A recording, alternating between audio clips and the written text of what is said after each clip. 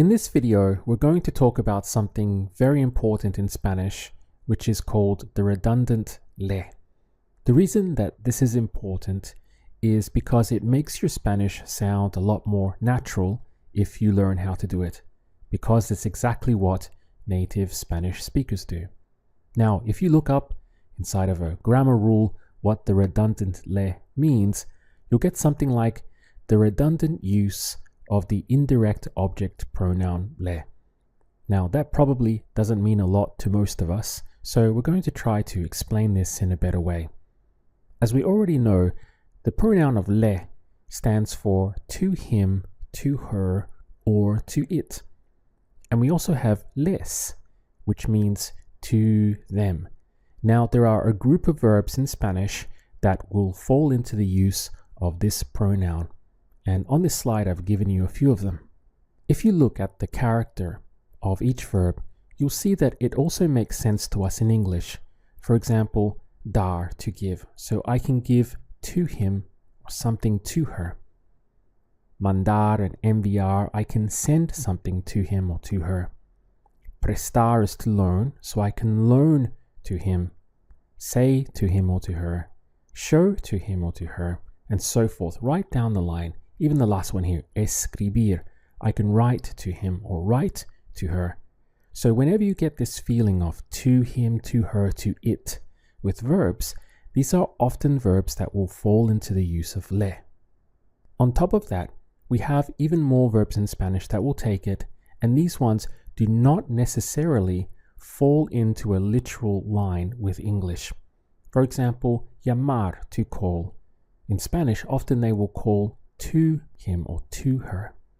Even this verb pegar. So in Spanish, you hit to him or to her. Again, these are verbs that don't necessarily make sense in a literal way in English, but they are verbs that will take the use of le in Spanish. So let's go into some solid examples here, and we'll take that verb that we just mentioned, pegar. So what we want to say is I hit him. Now, that would be le pegué. Pegué is I hit, and le to him. So le pegué, I hit him or I hit her. Now, if we want to say I hit Jose, what happens is we get le pegué a Jose. Now, this is where you can see the redundant use of le, because we are already saying who it is that we hit, Jose. But the le still remains there, and this is correct Spanish. So literally what we are saying is, to him I hit to Jose. This is why the le is redundant. It's not necessary to be there, because we could just hear pegué a Jose. So I hit to Jose or I hit Jose. But Spanish will still keep this le in. Even though it's redundant, it is correct in Spanish grammar. On the next slide, I've put them both together. So, le pegué, I hit him. But le pegué a Jose. You can see that the le still remained, even though I was being very explicit in who exactly it was that I hit. So let's go for another example. We could have I called her, which would be le llamé. To her, I called. Now, if we were to say, or to be very specific in who we called, for example, I called Ana. In Spanish, they would still keep the le there in that phrase. So it would be le llamé a Ana. To her, I called to Ana. Again, putting both those options on the one slide, here we have le llamé and le llamé a Ana. What this means is that even though I'm being very specific with who I'm calling, Spanish will still keep this le in there. Let's go for one more. We have I asked them, and the verb is preguntar. So, to them I asked. Les pregunté.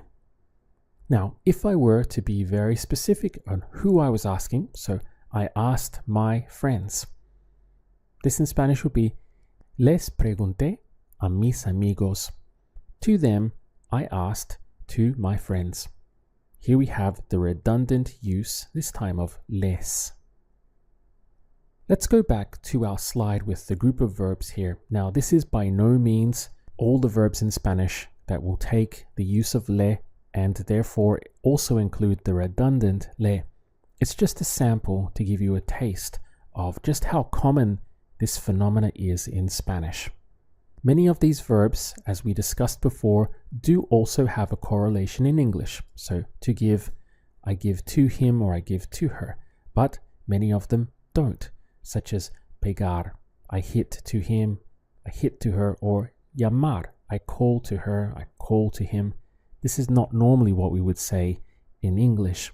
So it's a matter of getting used to the group of verbs, and as you find you get more and more contact with Spanish, you'll find that you start to develop almost a sixth sense of when it's going to be appropriate to use the pronoun of le. It's also important to point out that this doesn't apply just to people. For example, I gave the plant water. So a plant is considered a living thing, and in Spanish they would say le di agua a la planta. Now, in fact, what they would probably say, which is more common, is le puse agua a la planta. I put water to the plant. But either way, the verb here is not important.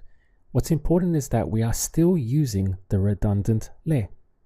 In this sense, it means to it, I gave water to the plant.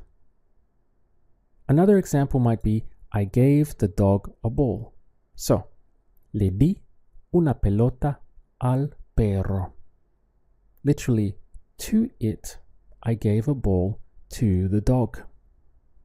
So you can see that it doesn't have to be limited to a person or people.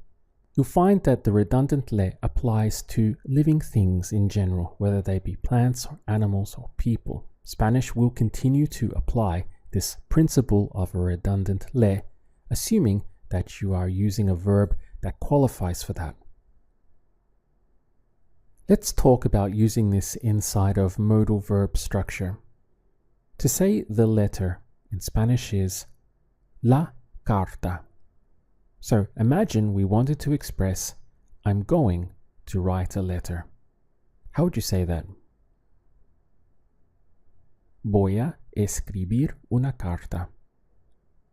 Now, how would you say, I'm going to write her a letter, meaning to her? Voy a escribirle una carta. So, just as in classic modal verb structure, the pronoun is tagged on to the end of the verb. Voy a escribirle. So, I'm going to write to her a letter. Now, let's look at the redundant le in the structure. We're going to extend it and say, I'm going to write a letter to my sister. So, two things to be aware of. First of all, to write, we are writing something to her. So, we're going to be using le. But we're also mentioning specifically who it is we're writing the letter to. Now, this creates the classic case for the use of the redundant le. Voy a escribirle una carta a mi hermana. I've highlighted here the redundant le in red. Literally, we are saying, I'm going to write to her a letter to my sister. In a literal sense, you wouldn't think that le needs to be there. And you could just say, voy a escribir una carta a mi hermana. However, this would be heard as incorrect Spanish to the ears of a native Spanish speaker. The redundant le needs to be in there. This is why knowing how to use the redundant le will make your Spanish sound that much more natural. Here's another example for you. We'll take the verb pagar. Now, this will also fall into that group of verbs that tends to use le and les. So, how would you say, I was going to pay? Iba pagar. Now say, I was going to pay him tomorrow, meaning to him. Iba pagarle mañana. Now, let's put in the redundant le, or at least create a scenario where we would need to use it. The phrase is now, I was going to pay Miguel tomorrow. How would you say that?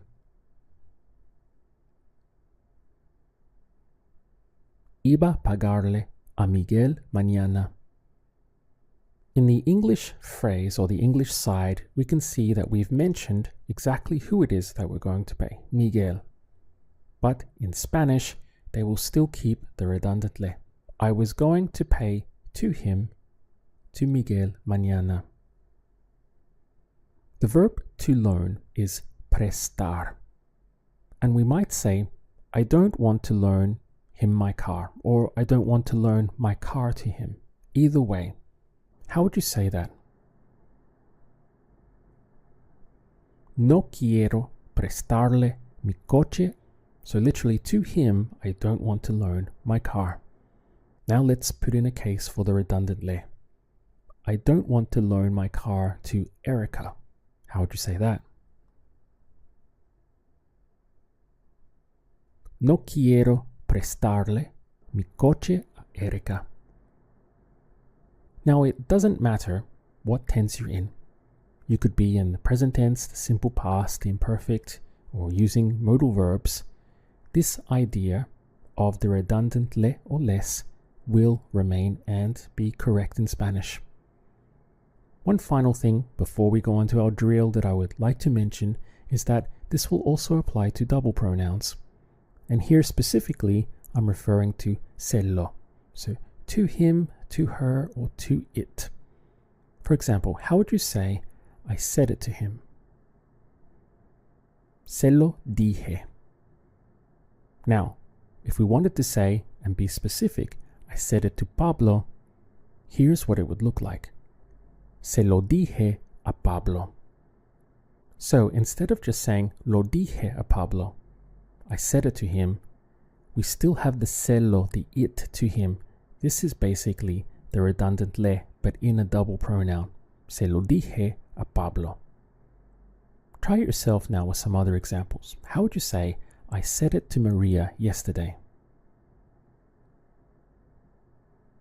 Se lo dije a Maria ayer. Let's try it with another verb. We have I sent it to her. So the verb we'll use is mandar. How would you say that? Se lo mandé. So to her, it I sent. Se lo mandé. Now let's extend it and say I sent it to Ana. Se lo mandé a Ana. Notice that the se lo still remains. So instead of lo mandé a Ana, I sent it to Ana, it's se lo mandé a Ana. To finish up and to give you some practice, we're going to run a quick drill. Now each one of these phrases will require the use of the redundant le. How would you say, I gave the book to Erica? Le di el libro a Erica. I asked my brother where it was. Le pregunté a mi hermano dónde estaba.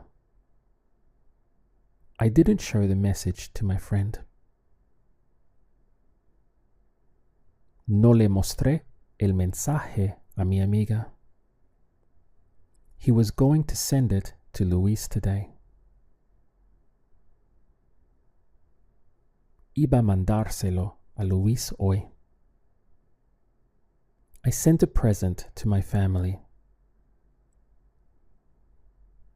Le mandé un regalo a mi familia. I gave some advice to my son. Le di un consejo a mi hijo. He loaned money to his daughter. Le prestó dinero a su hija. One more. I should have told the truth to Paulina.